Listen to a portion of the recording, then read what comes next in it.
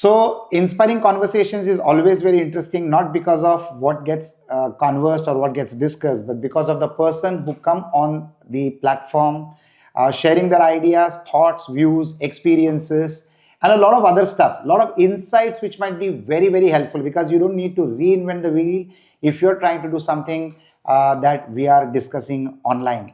So friends, with me is a very, very dear friend. We are friends for almost 2 decades now. He's been here for more than 2 decades in a very interesting country, one of my favorite countries, and that is Dubai in the United Arab Emirates. Like for me, it has been a second home, and for him, it is his primary home now. So we are going to get into a lot of interesting conversations. Of course, the focus is going to be on real estate, but more than real estate, we will be talking about the lifestyle in Dubai, the near future of Dubai. Of course, real estate is the most hottest and the most conversed topic in this part of the world. We will get to that also. My very dear friend Ashirwad Somani, he's from Kota in Rajasthan in India. He's a chartered accountant by qualification, but more than the qualification, he has got experience which can be so insightful that you will be taking away a lot of tips at the end of this conversation. Ashirwad, it's always a pleasure meeting you, Thank you, especially in Dubai. Yes. And I'm sure you're raring to go with all the anecdotes that you're going to be sharing on the conversation today. Shoot. Dubai is a hot topic always across the world, across nationalities, irrespective of their caste, creed, religion, conversation, language or culture or whatever you say. What's happening in Dubai today, according to you? Well, Dubai has been always the conversation topic for everybody around the world. And Dubai is basically a rising phenomena for the last 2 or 3 decades. And the conversations are getting hotter and stronger. And the message is spreading of whatever Dubai was always portraying and marketing. I call it marketing because marketing is important for something. If you have a good product, you need to tell the world about it. And Dubai has found a very, very unique preposition in this world, something which is scarce, which is a peace of mind and peace of security of your self and money. And I think this is what Dubai has always, how do I say, promised. And it is marketing that content that this is what you get when you come to Dubai. And I think people are realizing more and more that this is what the product there is, and that's why it is attracting people.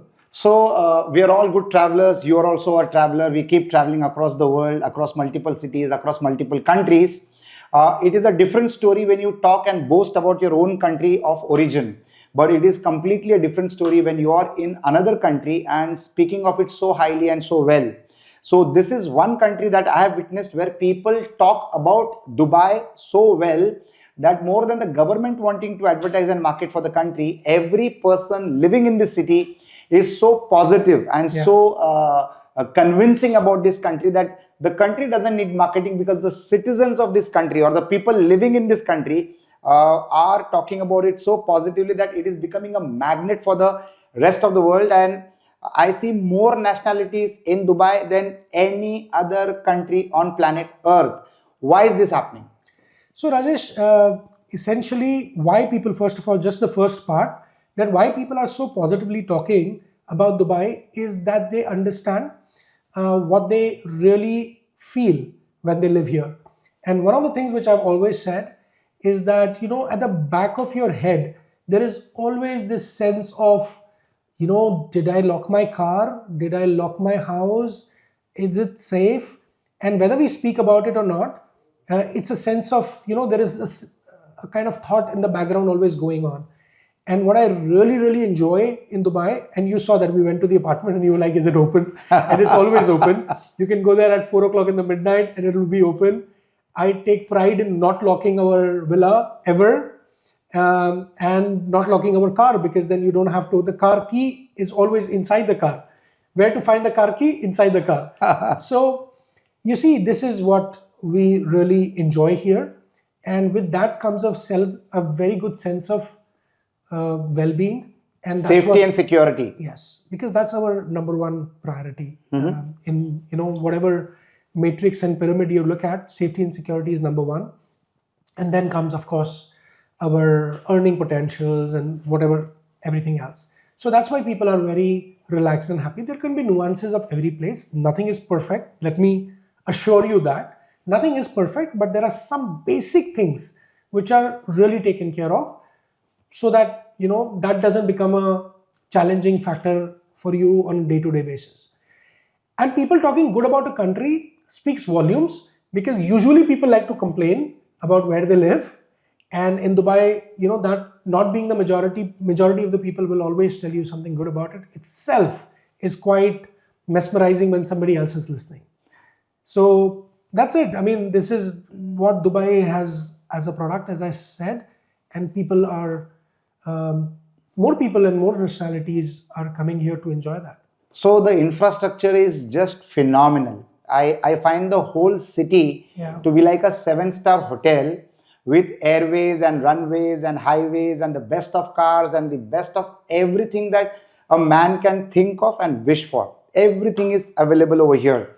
How does that impact the standard of living and the cost of living? Because is it being affordable to the people? Because the cost of living for this quality of infrastructure is definitely going to be pretty expensive. Yes. So how do people manage the cost of living to maintain the standard of living that they're living today? So there are two parts of this. One is the government. How do they earn their revenues? As you know, it's majorly a tax-free country. Now we have corporate tax, although, but it's been a tax-free country. And the second part is that how do people afford it? I said all these things in the beginning that Dubai has to offer. I never said it is affordable. So that's not a promise that you have to earn your living here to meet the standards. Yes, it gives you enough opportunity. So it's something which is not for the weak-hearted. It is definitely somewhere, if you are a go-getter, there is no better place than Dubai. If you are somebody who want to just chill in life, Dubai is not for you. At least, in the phase of life where you need to earn your bread and butter. So that's the personal part. Government essentially builds infrastructure, and government controls all the government entities like the Dubai Water and Electricity, the mobile phone services. There are visas that earn a lot of money for the government. Government also is a big landlord. A lot of ports and everything that generate revenues, and the VAT and everything else. So I think government is running as a profit center, and their infrastructure investment is a capital investment in further expansion of their corporate. So this is how the government is always thinking. That's why they were never afraid of investing quality money behind quality infrastructure, because quality is also important. I would like to just mention that, because in our country, sometimes the infrastructure gets developed. By the time you come to the end of the road, the beginning of the road has potholes in it, because it's governed by different economics, let's put it this way. But here they take care that they invest in infrastructure which is of high standard and quality, because they will enjoy the benefit of that expansion as the population of the country grows. So I've also witnessed that it is very convenient to move to any part of the world from Dubai. Like, for example, the airlines, Emirates Airlines, that is one of the best. It's like palace in the air. The kind of services that you get, the kind of pickup and drop that if you fly business class, you get picked up from your house, you get dropped back to your house, or wherever you want to go in, whichever destination that Emirates is flying into. Other airlines don't do that? Because I only fly Emirates. I have no idea. I have not flown any other airline. I wish other airlines start doing that, because their priority is first customer service within the aircraft itself, for them to give services outside the aircraft. But that is the kind of quality standards that they have maintained. So I think the government here operates like more of an entrepreneur than a government itself. So law and order is in place so that you are safe and secure. Like, I just walked into this apartment that you just took me to, and it was not locked, and I was surprised that you just took the handle and went inside the apartment, and it was so convenient. I cannot even think about doing that anywhere else in the world. So that definitely gives you a free mind, because you're sure that you are protected. The law machinery here, you function better because you don't have to look behind your back on what's happening. So that's a very comfortable thought. Now you need to earn all these kind of facilities, and I think the country gives you a lot of opportunities to earn that. You also come across so many nationalities in one such country. I think this is the only place in the world which has got people from so many nationalities living in one city. And that's phenomenal. So how do you do culture management in this magical city of Dubai? How do you do culture management? Because you don't there are manage, people from so many. You don't manage. You just learn every day. You just keep flowing. Yeah, just keep flowing. The language, the etiquettes, the way of coordinating, the way of communicating. How do you balance all of that? You see, the system is put in place by the country itself. Okay. Right. So everybody who comes here has to adopt to this system. Essentially, I'm talking at the base level. They are free to pursue their culture. They're free to enjoy their rituals and their way, because that's personal. But when it comes to the country, you cannot allow everybody who comes here to live the same way that they are used to in their country. So the system is set. It is pretty robust, and it is reaping benefit for the people. So people are interested in adopting to that system. So people come here, and I think for the first 1 year, and there is something that I always say to people who come here: if they last here 1 year, then they last here forever. Because if you cannot adjust, then it will show up. All the cracks will start showing up in the first year itself, and you will not be able to adjust to the system. But if you adjust to the system once, then you will not want to adjust to anything else anywhere else in the world. So 2 decades, more than 2 decades in this beautiful city of Dubai. What is the changes that has been visible in front of your eyes in the last more than 2 decades? Yeah. If you can just say decade wise or every 5 years that you saw the changes happening in this country. This was purely a trading country once upon a time, where a lot of trading used to happen, and it was inroads into the African continent, and which still today is. Okay, so Which now, still today is, but now nobody talks about trading much, Yeah. as much as they talk about the real estate. So we'll come to that shortly. Sure. What are the visible changes that you have seen in this last 2 decades? So I would like to give you an analogy. 95% of my day these days is spent in 95 to almost 100% of the time. If I move around Dubai, I spend in areas which did not exist when I came here. Right? So 20 years back, so where I live, where is my office, where is I visit other people, where I go to other industries, where I visit hotels, where I visit beaches, did not exist. That city did not exist where I spend all my time today. So if that gives you a perspective. So in terms of geography, it has completely changed. In terms of mindset, I think the cosmopolitanness has become much bigger. Earlier it was the Indians and Pakistanis and the subcontinent people who were more here, but now you see a lot of Europeans. You've started seeing Britishers, Americans. Europeans. Yeah, Americans are coming in. So you have the acceptability of Dubai in the Western culture has increased. Western culture earlier used to think Dubai means people in Kandura and Saudi Arabia and whatever else is all same.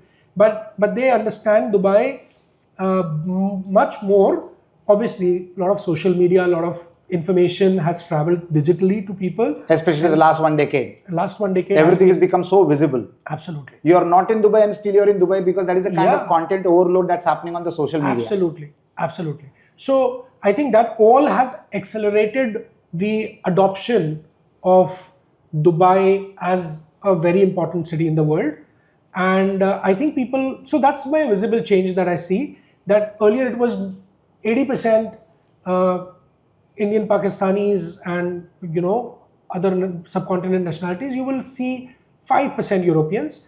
Now probably, I'm just making these numbers up, but I'm giving you it's a higher percentage in short. It's maybe 30% Europeans now. Excellent, excellent. So you feel you're moving around in Europe. And it depends. Currently in the month of Feb that I'm moving around here in Dubai, I'm absolutely feeling as if I'm in Europe, because the climate is so cool and cold that it's a pleasure being here. And climate, by the way, climate is something which has changed, Rajesh. Dramatically, So, because I've been coming here since 94. Yeah. I have never experienced this kind of coolness in the weather here. Yes. And this kind of coolness, even 10 years ago or even 5 years ago, used to be for 5 days in December end and January beginning. 14 degree, 15 degree temperature was to be seen once or twice, 2 days in the whole year. Now it's like lasting a month. So I think 80%, 90% was summers and deep heat. Now it's 80% good weather. So I think even nature has helped. The greenery has multiplied. Yeah. I have seen a lot of sand here. Now I see a lot of trees here. But you know, So even this that is has the thing. that you has know, happened in the but last you know, couple of you years. see, when people have a wish and way, everything else conspires to have you that. These people, they always had greenery, water, even if it was not existing, they were making it. You make it so much. You know, last week I was going to Russell Khema. The desert mountains have started becoming green naturally. So these are conscious efforts by the authorities. I'm sure these are conscious efforts, and there is a I'll- lot of intelligence, there is a lot of focus, and there is a lot of investment that goes into, because nature can't be green without putting in extra efforts and Definitely, extra it money is. also. Definitely, there is. But I also believe that you cannot go against nature too long. So I think there is some help from nature in terms of how the cycles. It supports. It Yeah. supports positive thoughts. It supports positive actions. So that's Yes. visible here in this country. Absolutely. So from a trading nation, that this country was considered to be a big trading nation, and lot of trading used to happen in terms of jewelry, in terms of electronics, in terms of clothing, in terms of lot of other materials that used to get traded from this particular country.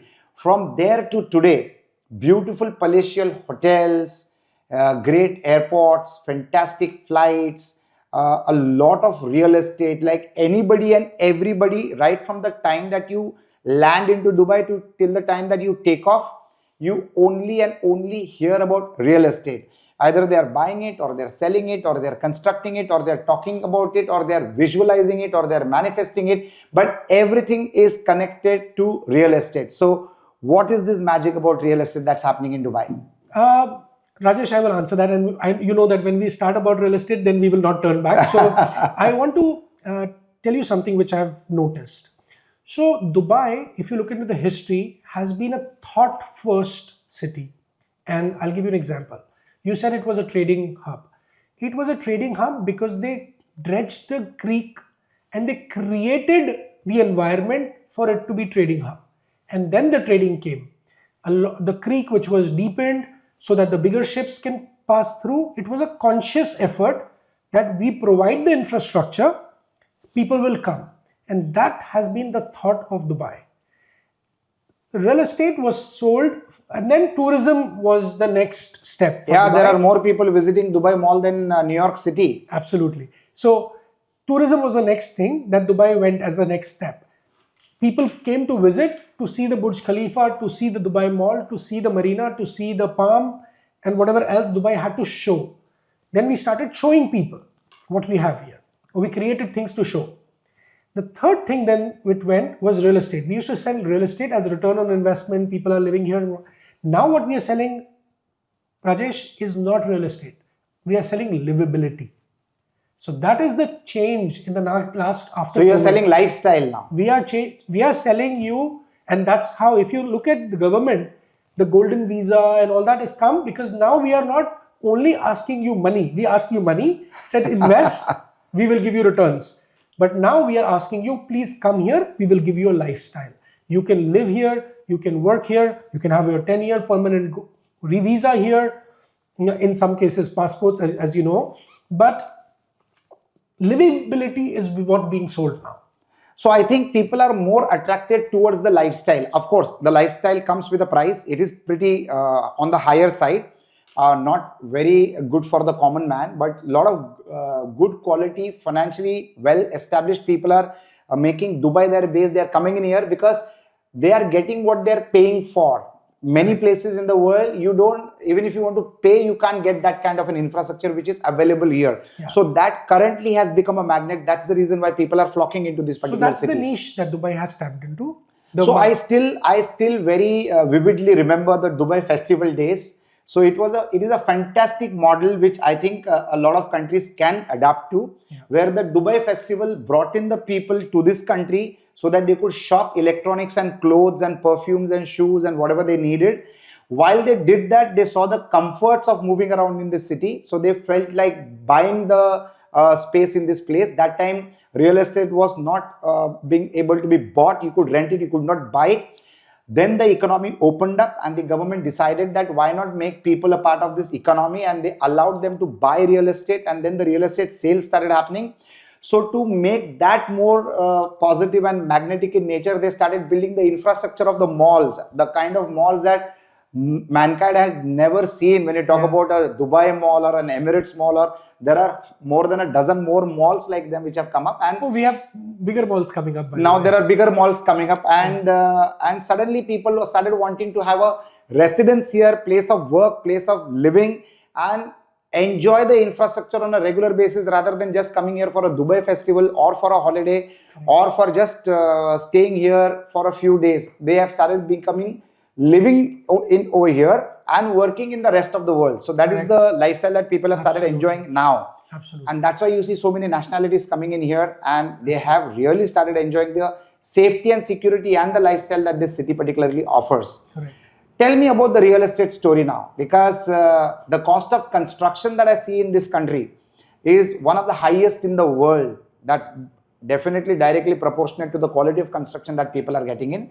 This is one of the places in the world where the cost of the land is much cheaper than the cost of the development that happens. Absolutely. I, being a real estate developer, I come from a part of the world where the cost of the land is many more times the cost of development or the cost of construction. Whereas in Dubai, it's the reverse. The cost of the land is much cheaper compared to the cost of development that happens.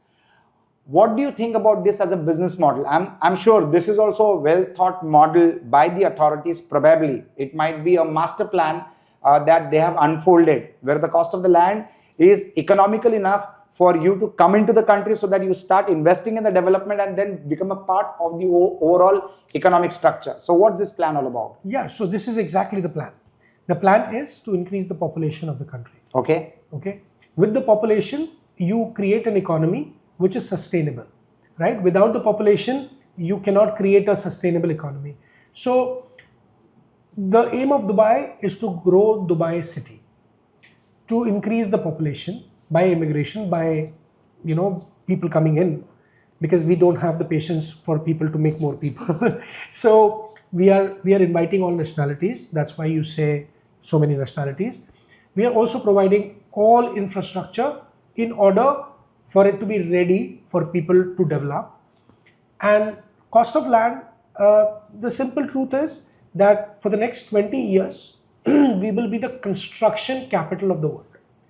For the last 15 years also, we were more or less, but for the next 20 years, we will be the construction capital of the world, which means the amount of construction and the expansion which will happen in Dubai city is going to be unparalleled. So the plan is that more people come let's provide them opportunities, let's provide builders opportunity to build for them, let's provide a trader an opportunity to trade, let's provide a YouTuber to opportunity to make his content and sell in the world. Let's provide an opportunity for entrepreneurs, for startups, for fraction selling. Let's provide opportunities. Let's provide the infrastructure. Let's provide land. Let them process the land. Let people come. Every developer, a lot of developers ask me, so many developers are coming, what will happen to the market? And I say, every developer comes who's in his country, a businessman doing this business, who comes with him, come his people. So he brings his own audience as well. So they are just you bring the businessmen, the jobs will come.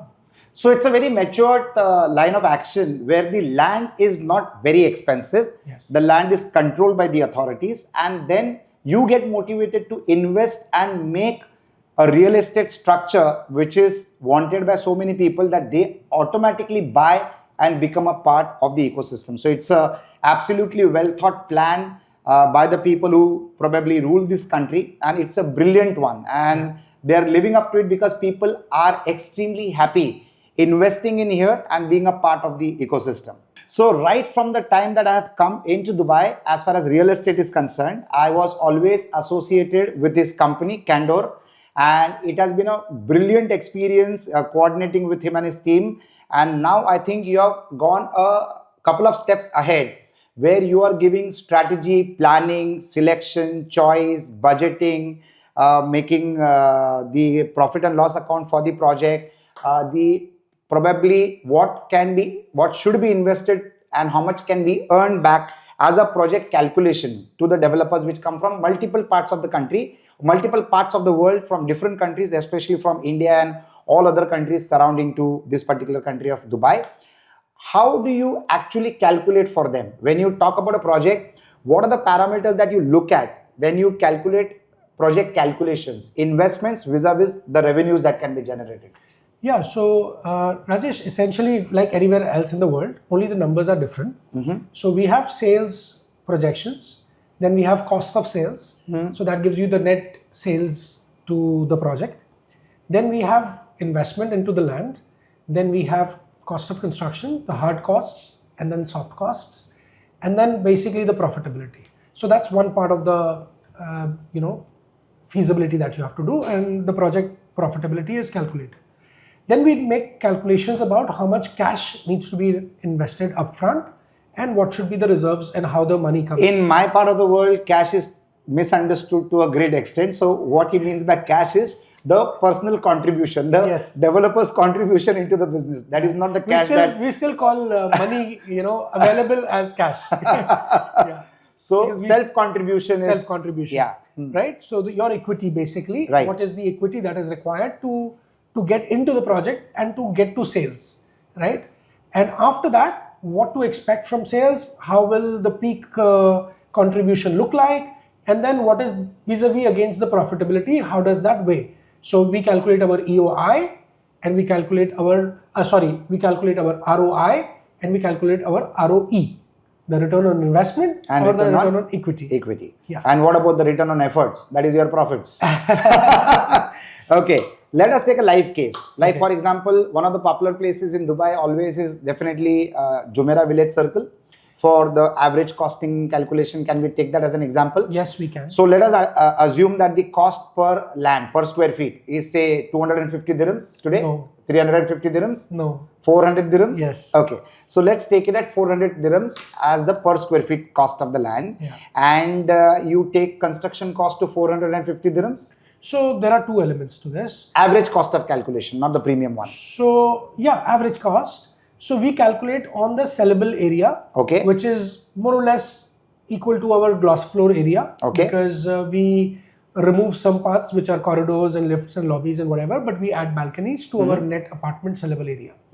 So with that calculation, if you look at the cost, because you have to build separately the lobbies and the parkings and everything else, the amenity floors and everything. So the cost of calculation on built up area, which is the total constructed area is around 325 to 350 dirhams right now. Which on the constructed area.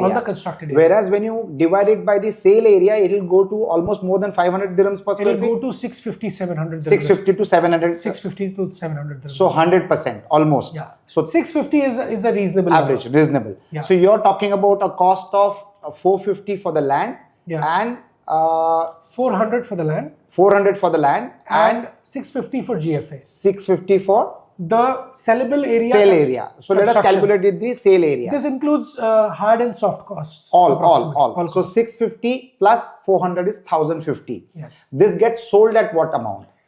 Currently 1600, 1650 dirhams a square foot. So 1050, say let's calculate for calculation purposes, 1000 dirhams, and you sell it at 1500 dirhams? Yeah.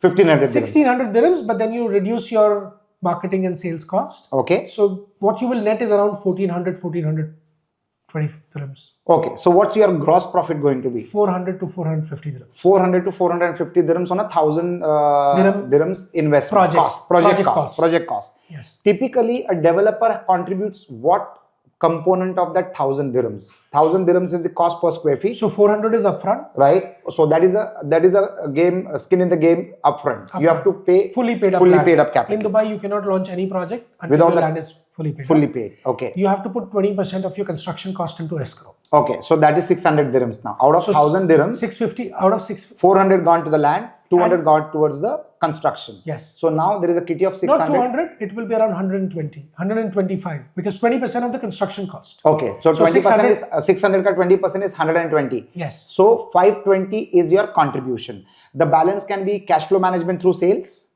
Yes. But what we normally advise is the marketing and the marketing and sales costs. We calculate some percentage of that to be available upfront as well. So is that marketing and sales cost a part of the 1,000 dirhams, or it is 1,000 dirhams plus advertising and marketing? Plus. And That's why I that will be reduced it calculated. That will be calculated on 1,600 dirhams. That is correct. What would that be? 8%, 6%, 10%? It will be, for the first time developer, we advise them to take out at least 10%. 10%. So on 1,600, 10% is 160 dirhams. So 520 plus 160, 160 is along the way. It will be spent along the way. Let's say 100. 100. So 520 and 100 is 620. 620. So 620 has to be your contribution. And against 620, you're going to be earning around 400. So it's a 75% returns on the skin in the game. That is the investment that you have contributed. Absolutely. What would be the cycle of this project? 2.5 years to 3 years. If you are a first time project builder, you learn a lot of new things. It will take you first time a bit more. So should we calculate this as a 100,000 square feet of sale area? Yeah. So the constructed area will be 200,000 square feet? 170,000. 170. So 70% more. 1.7 times more. I mean, I'm just giving you thumb rules, yeah. And a 170,000 square feet project gets completed within 30 months? Yes. Within 30 months? Yes. So if the cycle completes within 30 months, then on a contribution of 36 months, because from the land buying, you have to also take care of 4 or 5 months of preparations, approvals. It takes how much time? Approvals is 2 to 3 months, but you also get ready in 2 to 3 months. So it's 6 months to project launch from late. What are the kind of services that you provide to the developer? Do you also give inputs of what needs to get built? What should be the sizes? What should be the parameters, combinations? A 2 BHK, 3 BHK, or a 3 BHK plus 4 BHK, or there should be shopping on the ground floor, or it should be a mixed use, or it should be pure residential. What are the kind of inputs that you give? Everything, but let me just start with saying what is our primary service. So we are a master broking, which takes over the entire responsibility for sales and marketing of the project. And we basically take over that department. You don't need to recruit anybody for sales. You don't need to worry about how will I market, what will I market, what will the, where will I market. So we have that ecosystem where we will bring you a plug and play solution, white labeled in your company name. The employees and everything will be our employees selling as a part of your team. Part of your team. So we provide the team and everything. So that's our core business. Everything else we support. Right? So we can point you towards the right direction when it comes to project management, contractor, consultant. Everything. Finding the land, everything. Everything. We definitely want to give inputs into what to build because we have to sell. Yeah, that's the most critical part. Since you're going to take the responsibility as a master broker, then you really need to stitch the game backwards. Absolutely. On what can be sellable in that area. So right now, most of the energy I was spending last 3 hours today was in a project which has been designed and we are correcting everything because we know that the market will not accept what has been designed. So that is more difficult for me to do than to give inputs right from the beginning so that everybody, the designers, the consultants, the contractors, everybody is building what we will sell or working in the right direction. So the developer typically takes your inputs right from day one. After you might also help him identify the plot in the upcoming areas where sales might be a little bit smoother. We discuss a lot, so we don't have to identify the plot. You can give those support mechanisms also. The developer also learns after 1 or 2 projects which one. So we debate all the time with developers what is the right size for them. So if a developer comes with land which is already invested in, then you will do local intelligence about what should be built there which can sell faster. So Rajesh, right now we are representing around 15 developers which have multiple projects each. So at any given time, we are 25 to 30 projects live at the moment. Pretty much in all areas of Dubai. And we have a CMA, which is comparative market analysis of pretty much all areas of Dubai. So we have, a huge team because everybody then, collates that intelligence. We have analysts on board, which are all the time looking at the market. And because even in my sales, I cannot just go to the market and expect somebody else will launch a project next door and my entire sales strategy can go for a toss. So I have to... How do you insulate yourself from that not happening? To what extent can you insulate yourself to make sure that whatever you are strategizing today will work till the completion of the project? Is there any mechanism that you apply or a Not formula that you completion of apply? the project, sale of the project. Yeah, because your sale Simple happens formula. first and the Simple delivery formula. happens later on. Simple formula. So Sell as fast as egg you can. Absolutely. So this is one of the rarest markets in the world for real estate, where the sales happens much faster than the delivery of the project and the product. And that's the reason the government over here has become so stringent and so strict to protect the money of the buyer, that there are some rules and regulations and norms that have to be adhered to. Absolutely. You typically said that the example of the project that we had taken and discussing about JVC, 1,70,000 square feet constructed area, 1 lakh square feet sellable area. The project cost is going to be around 1,160 dirhams. That includes the cost of sales and marketing also. So 1,000 dirhams is for land and construction, 160 is for the sales. Contribution goes to almost 620 dirhams, which will take care of the rest of the project cost, which is the balance 1160 minus 620. Now, when you do this, what are the RERA rules and regulations? When can the developer be in a position to start withdrawing the capital investment that he has done? The 620 dirhams that I'm talking about. Once the construction of the project, once the funds of the project in the escrow is secured, is enough to complete the entire project. And I'm not talking about the sale value. Okay. You're talking about the project cost.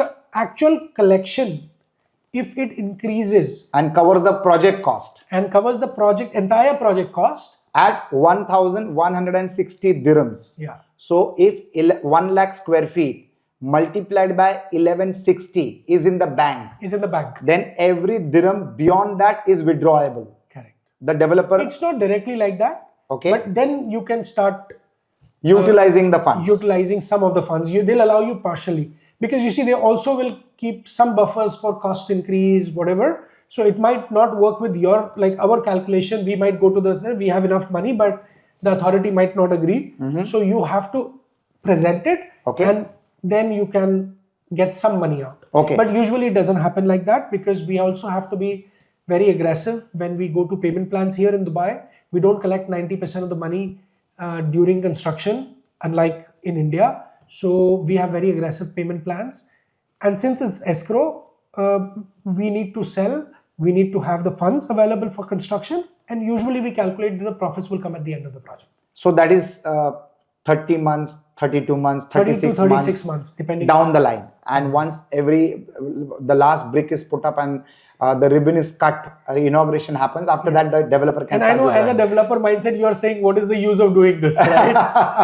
That is the safest way to do it, because you're not only safeguarding your peace of mind, but it is also the question of the peace of mind of the buyer. Yeah. What I want to ask is, after the 620 dirhams is invested out of 1160 dirhams, after that, the revenue that comes in, is the developer permitted to take some percentage of that money, or he has to keep it locked till the cost of the project is done? Only partially for marketing and sales. Partially. So is that partially 10% of the remainder value? No. Partially has got some logic?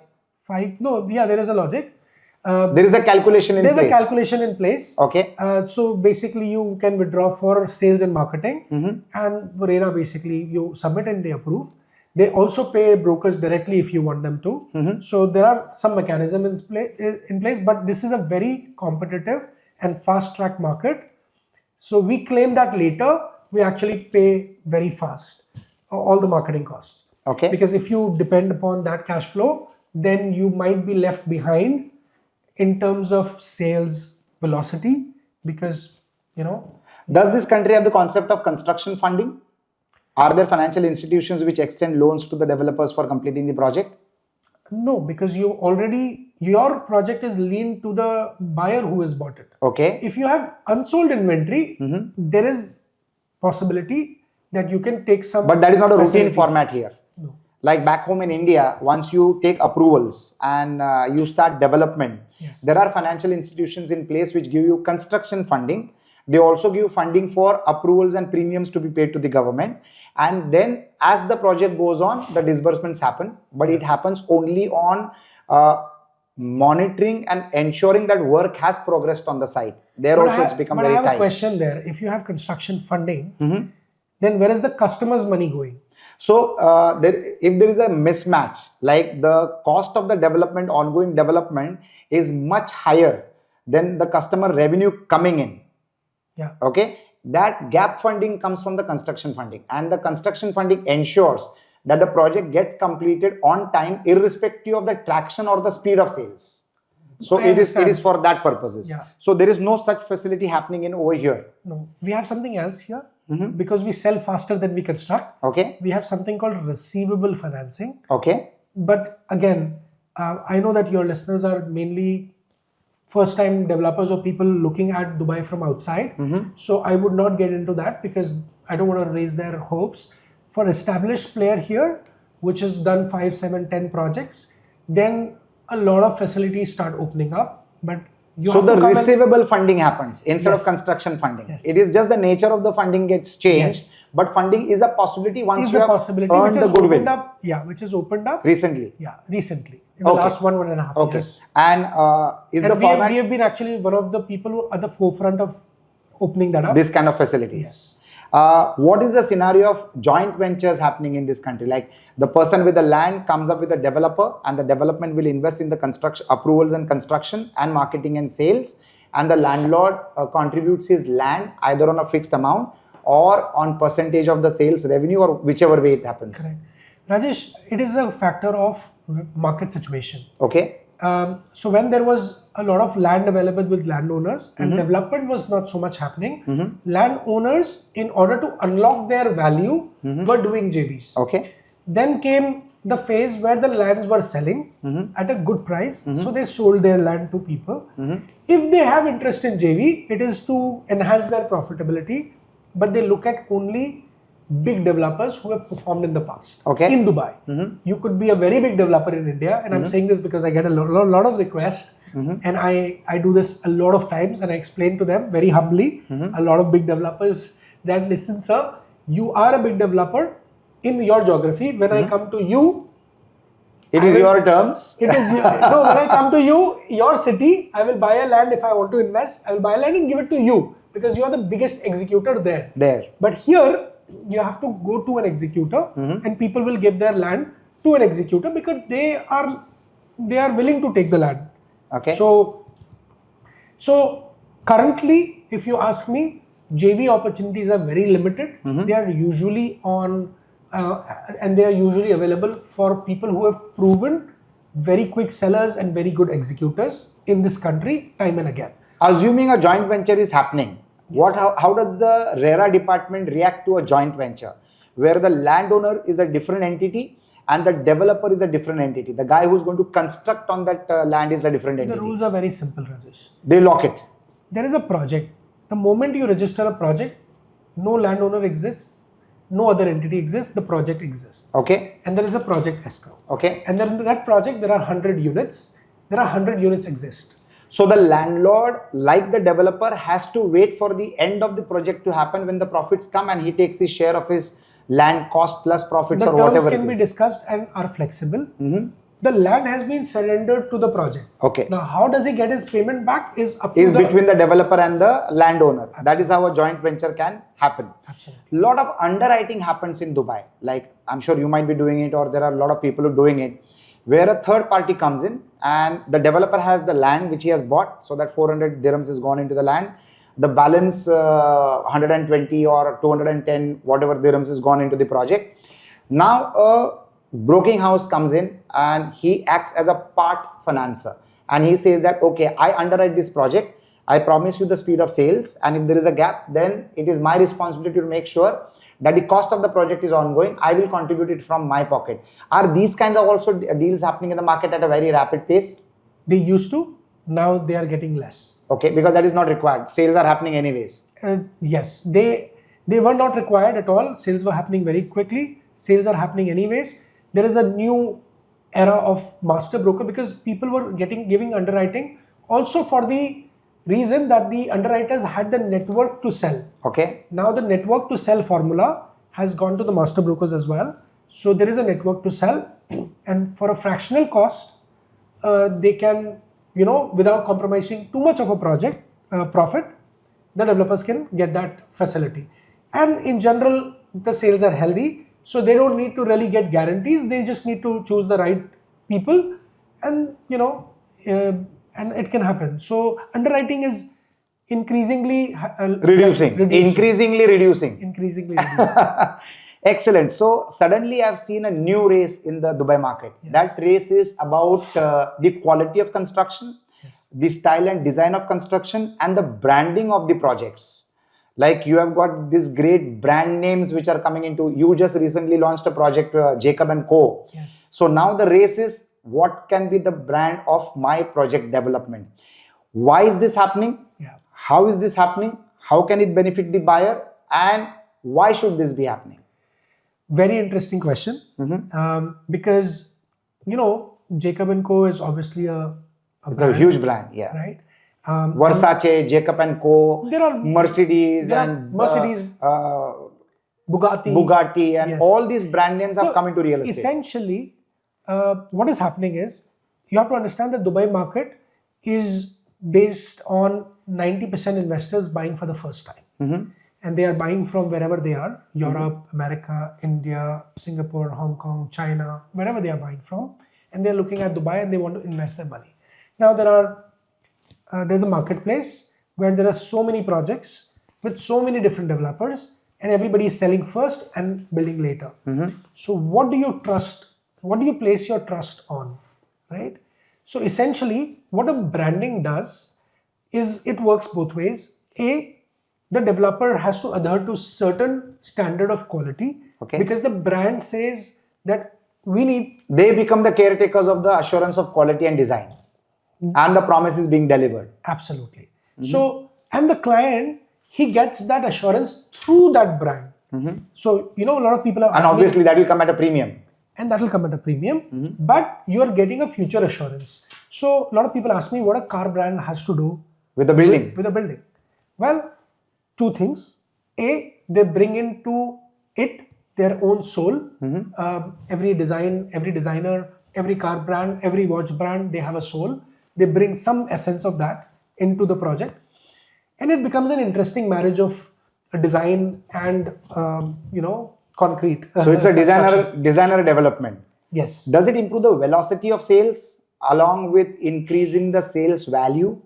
Yes, it does, because of the same reason. The trust, if there are 50 projects on a particular patch of land or master development, the branded developments, they will get the trust of the buyers more, because there are 50 people that I don't know, and all the 50 I don't know. One is having a brand associated with them.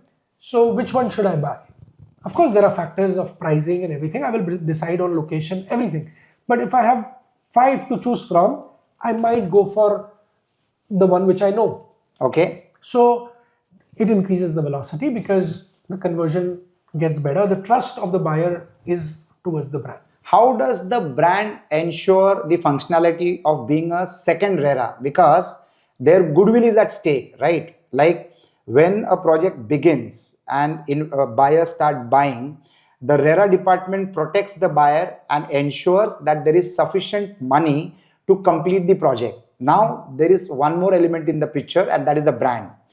A brand will definitely safeguard themselves at whatever cost it can. Yes. So, what are the norms that they set up, since you have already done ventures with brands? So, it's governed with a contractual obligation for the developer. There's an additional piece of contract which the brand and the project owners get into, and there are a lot of things that are laid down in that contract, and both parties have to adhere to that. So, and especially the project owner has to adhere to certain standards, certain communication standards, certain delivery standards, and maintain it. And by the way, in every single contract, and this is something that a lot of buyers would not know, the brand has the right to remove the brand if the building does not maintain in a certain way for a number of years. Does RERA allow that? Because the buyer has only the completion of the project they are concerned with. Yeah. They are not concerned with the fitments and the promises made and the designs, nothing on those lines. RERA is ensuring the safety, security of your money and the building and everything. RERA is not looking at, RERA is make sure that you're not scammed or you're not buying something. Do the amenities become a part of the RERA commitment to the customer? Everything that you show in a project is submitted, okay, and everything becomes a part of the commitment. Okay, so yeah. But of course, if I'm showing you a furnished render, and if I'm writing that it's not going to be part, then that's a different story. That's a different story. But when a brand gets associated with a developer, they are going to be definitely thinking like the RERA department, saying that if you don't install my designs and the materials that I have chosen without compromising on the quality of the materials, I will withdraw. That is what the brand might be saying. So it really depends. It's from, it's a very big spectrum. Because the buyer is going to buy on the promise of the brand finish that he is anticipating. It's all perception that gets sold initially before the project is made. Correct. So along the journey, if there is any fluctuation, what happens? Well, now let me ask you something. If I put a brand to a project, which is easily, you think can easily be bought by any project, then the answer is that the there is no brand will not uniqueness. care. Yeah, there is no. But if a Marriott is putting or a W is putting their brand onto a project, they have a huge their brand at stake. At stake. So the bigger the brand, the bigger the stake. You are kind of borrowing that assurance that the brand would have taken care of themselves so that they will take care of you. Well, if the brand doesn't care and doesn't want to take care of themselves, maybe the promise will fail. Do you feel in the coming days or in the coming years, some of the brands will take the responsibility of the finishes of the project so that their brand is intact and it is better than what the buyer anticipated? The problem is that the brands are not involved. They are not interested as well. They are not involved. They cannot be involved. There cannot be two drivers of a car. So I think this is legally bound in some brands.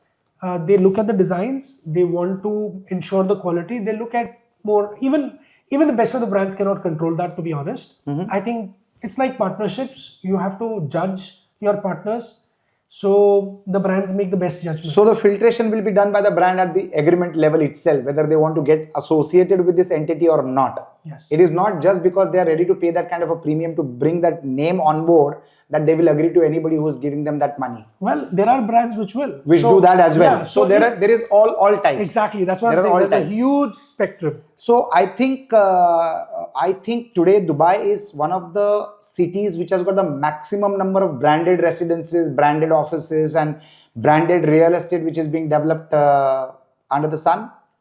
Most probably, yes. I think so, because that's the. But by the way, India is going towards that. Also going towards that. Because I am involved in a lot of some kind of negotiations. Because a lot of Indian developers are now looking at us, because we've done many brand collaborations. I think every second day I'm on a Zoom call with a big Indian developer from some city who wants a brand introduction from us, and I am recommending them, and they are getting and wrapping their head around what is this going on. Being a chartered accountant, you are very, very well versed with return on investments all the time. One of the unique features that I see in this part of the world, which I don't see in any part of the world, in the real estate space, being a real estate developer, is a place which gives you high returns on investments, which gives you high appreciation, does not give you great rentals. Correct. The properties which give you great rentals are not giving you great appreciation. In Dubai, I'm seeing both of these things happening. You get great rental returns, you get 6% and above, and you also are getting appreciation to a great extent. How is it happening? How is this happening? This is the general... Is it the demand and supply game? Yes, it is. Yes, it is. Definitely. It is always... What you said earlier is also true, by the way. Every property which is going to have a potential of high appreciation is not necessarily the best rental opportunity. And every rental opportunity will not give you the highest capital. So that stands for Dubai. The only thing is, both of these are at a higher level in Dubai, the rental return as well as capital appreciation. So you feel you're getting both irrespective, but actually there is a bit like, so if you bought a Palm Villa and you put it on rent, you will not get that much higher return, right? in percentages. in You might not get percentages. 8%, 10%. Yes, you will get like 4%, 5%, 3%. But the capital appreciation can happen a lot because there is scarcity of that kind of a project. So that balance still exists. That's a universal truth. Both are at a higher level in Dubai, and I think we are just a growing economy. And if we in this economy, there is more people who want to enter than people who want to exit. So it's very simple: supply and demand. So there are stories where people say that the primary sales are much higher, but secondary sales is a challenge. How true is that, or what is the reality on ground? It has a lot of element of truth in it, but there is no general truth. There are some opportunities where the primary sale happens fast, but Very high percentage of primary sales. because it is a market driven by marketers and brokers, and they will obviously sell to you something where the seller at least is not going to change his mind, right? So it's easier. If I was to do a transaction of secondary, I did everything. I convinced you to buy the house, and then the seller in the evening spoke to his wife and said, sorry, we changed our mind. So brokers and people who are in this business, they prefer to support developers or any seller who is definitely a seller than to manage two sides of the table. So this is purely based on how the business economics is tweaked in favor of selling primary real estate. So we conversed about the developer's side of the game. Yes. Now let us come to the buyer's side of the game. Yes. How convenient is it for a buyer to buy property in this country? Extremely. What is the down payment? What is the EMI? What is the rate of interest? So there are what two is the things. repayment tenure? So there are two things. One is easier in terms of documentation. You go with your passport and a check, and you come back with a title deed. Basically, that's what happens in Dubai. That is the transaction comfort. Yes. So I want to answer that as well. Operational comfort. Yeah. So that's the operational comfort. And by the time you leave with your title deed, if you met your friend who wants to buy from you, you can go back and transact again, and title deed can be in his name. It's as easy as that, right? So the convenience is From the immense. financial angle, tell me the simplicity. Like what is the down payment? What is the repayment tenure? What is the rate of interest? So in primary real estate, we do not talk about, so there are two parts of it, which is primary and secondary. In primary, the comfort is given by the developer. Now we calculated that 60% of developer equity is already locked in. Right. He will not withdraw anything till the project completion. Project cost is achieved. So now what we need 40% of the cost to complete a project. And my sale value is obviously higher. So I need probably 30% to 35% of my entire project. You need probably 20 to 25% of the sale value to achieve your balance 40%. Let's say 30. 30% to achieve your balance 40% of the project completion cost. Correct. So I pass on all that convenience to my buyer. Okay. Right. So this is why it becomes very, very simple for a buyer to buy financially, because all he has to pay is 30, 40, 50% until completion. And then at the time of handover, they pay the rest. We also have, by the way, payment plans where you pay 1%, 0.5%. No. Now the race is on developers. No, this is okay. This is how you Those are marketing strategies. That's a different story. But in reality, you can also pay from 2 years up to 5 years after you have taken the handover of the property. But even then, it is financially heavy because we come from a country where at 10% down payment, you get to buy a house at 10% down payment. The balance 90% gets repaid over 20 to 30 years depending on the age category of the buyer. Correct. Let's assume a parameter of 20 years. That is secondary property. No, even the primary property. So for primary property, so it really becomes very convenient to buy. But then you're servicing your interest. So typically, you're taking a huge risk on the developer. Because he's getting his money from the bank. The bank is protecting the development and government RERA department is also protecting the development. The ease of buying becomes very comfortable. Correct. Because on a property of say 2 crores, 10% is 20 lakhs. And the balance 1 crore 80 lakhs will be achieved over a period of say, for example, 20 years. Back home in India, the rate of interest that you pay would be double of your loan. Like for example, if your loan is 1 crore 80 lakhs, I'm just giving a rough calculation. Yes. You repay 3 crore 60 lakhs. But the property on the 20th year is compounded to an extent that it might be anywhere between 4 times to 10 times of the property that you bought at.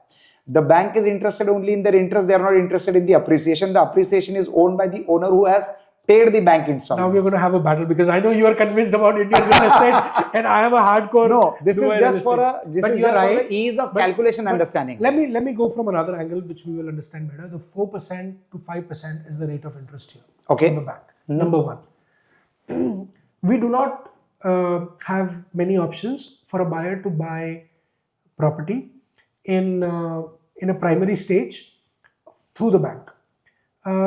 But okay, so the facility that the buyer might get would be from the developer. So that's why the developer has started giving the facilities. What is the maximum tenure that a developer is giving? 8 years, 10 years? Sometimes, yes. Okay. 2 years during the project, 3 years during the project, and 5 years post the project. Okay. So his entire repayment tenure is 8 years. Correct. And obviously, now, I want to put one more perspective to it. The rental that the buyer was paying becomes his EMI. And here the rental is 8% or 9% of the entire project value. So in 10 years, he would have any which paid the whole amount as a rental. So all he is doing is paying half of or double of that and becoming a property owner. The economy is shaped in such a way, Ashirwad, that your EMI looks like a repayment of an installment, which induces the buyer to go ahead and take that decision.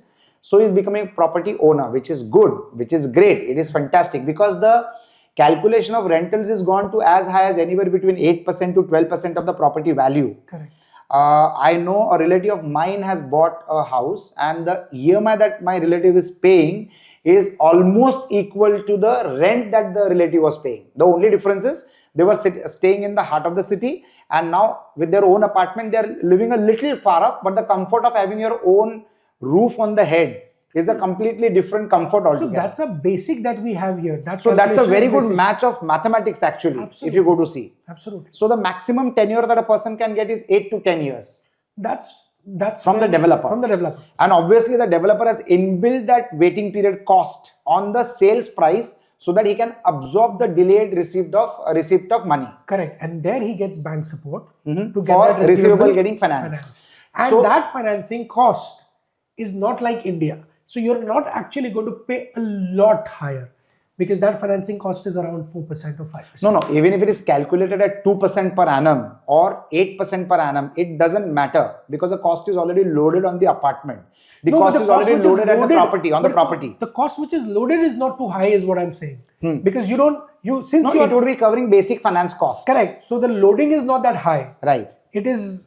And the buyer feels that he's not paying interest. He's just paying a pending amount as an installment and that's how the transaction happens. Absolutely. So it's a fantastic ecosystem which is absolutely well cultivated for a real estate type of an economy which is really flourishing so well. Yes. What can be the threats in this kind of an economy to the buyer as well as to the developer according to your perspective? So in any booming economy, everybody looks good, everything good looks, everywhere looks good. And I think the biggest threat for a buyer is that all that shines is not gold. So yes, Dubai is a great place. Dubai has fantastic opportunities. But at the same time, and I'm not saying this from the industry perspective that I am in, but you definitely need someone who has knowledge, who understands, who has experience, who has been through tough cycles and good cycles to understand how to manage risks versus the return. Because it's very easy to tell you that property will double, property will triple, but how to manage risk? Because nobody has a crystal ball and nobody can tell the future. Managing risk is very important because your biggest opportunity can become your biggest nightmare if you don't do your mental maths and your maths and your finances correctly. And that stays true for everything. Take small steps. If you're an investor who's investing in Dubai for the first time, if you wanted to invest 100, invest 20. That's what always I say. Because in that 20, you will make a blunder. I don't know which kind, but you will. But from that, you will learn and you will recover that. But if you made 80 investment in the first go, it will be very difficult to recover that. So what is also very interesting to note is lots of countries, a very small percentage of the population is into new house buying. Whereas in Dubai, I see that 100% of the population is working towards developing the real estate industry because all of them are investing in real estate. That is another unique feature that I have witnessed in my study of Dubai real estate. How true is that? I mean, it's definitely true for me and people around me. But isn't that a very unique feature? This is the only country in the world where 100% population is working for the real estate industry. Whatever business you are into, you are actually contributing revenue to the real estate sector only. Otherwise, every other country. In Europe, though, the percentage of people buying new houses might be single digits. In other parts of the world, 10 to 12% or 15% of the population is into new house buying or new development purchasing. Well, rest of the people, because we come with ancestral houses. Very simple, Rajesh. We see every day new people coming here. Yeah. So as we feel that we are at the right opportune moment, if we get a piece of real estate, somebody will come to take it from us. So if you have money, you do park it in real estate because places are developing and it is very predictable. You know, what is going to develop is very predictable, where the metro is coming is very predictable, and the government is very efficient at delivering what they promise. So there is a very good system of investing your money in the areas which are developing, because you can predict the timeline of development and you can know what will happen to that area in the future. So I think it's a very good investment, and that's why I'm in this industry. So that's a very interesting perspective about real estate in this part of the world, in the Middle East, in Dubai. And Ashirwad has been a very strong participant of this particular sector in this part of the world, and his insights really mean a lot of value to what he has shared. I'm sure people are going to be absorbing this information and processing the right thoughts and the right decisions, but it's a very exciting market, and you definitely have added value to what you do and to the people that you're associated with, not only the developers, but also from the side of the buyers, by guiding them to the right projects and to the right developers and making sure that your entire ecosystem is happy and hunky-dory. I also know a lot of people who are in his team, enjoy working with him for years together. I've seen them. They are familiar faces to me also from the number of years that I have been seeing them. So these are all very, very positive thoughts. Real estate is absolutely a game changer in people's life because it builds your wealth, multiplies your wealth. Decisions are definitely going to be yours. If you like this content, do comment below. I'm sure you also have a lot of questions to ask to Ashirwad. You can ask them. He will answer it. Whatever I can add, I will do that. But make sure that you share this content so a lot of more people will get insights into the real estate industry in Dubai. This is Agnelorajesh signing off from Dubai. Thank you so much. Who asked? You? You asked me if this is honestly healthy? Come on, yeah. Whole wheat spaghetti in pesto sauce. And this is my pick for this festive season. Try it. Honestly healthy. And I'm honest. I work with and for Konark Cancer Foundation. It's a foundation which takes care of cancer patients. If you know anyone suffering with cancer, then we at Konark Cancer Foundation can connect the person with the right resources and facilities to ensure that the right time, right treatment reaches the patient. Whether it is connecting the resources or providing resources to the cancer patient, we do it all. It also includes support for accommodation in the city of Mumbai. We are associated and connected and networked with the right resources, the right doctors, and the right hospitals. We can bring all of this on a table to you so that it is convenience for you. Whether it is guidance, whether it is medical support, or whether it is operating procedures, our team facilitates every activity required for the patient and the support required for the family. We also connect you to the right NGOs and donors to ensure that you also get financial support and aid to whatever extent possible to ensure that the treatment happens and the life is saved. If you know of anyone who is suffering with cancer, please connect with us. The details are mentioned in the content below. Konark Cancer Foundation is an NGO. It's a not-for-profit organization, and we have lots of volunteers which support this good deed. So get in touch with us and help us to save lives. You too can be a part of this movement. Konark Cancer Foundation. Thank you so much.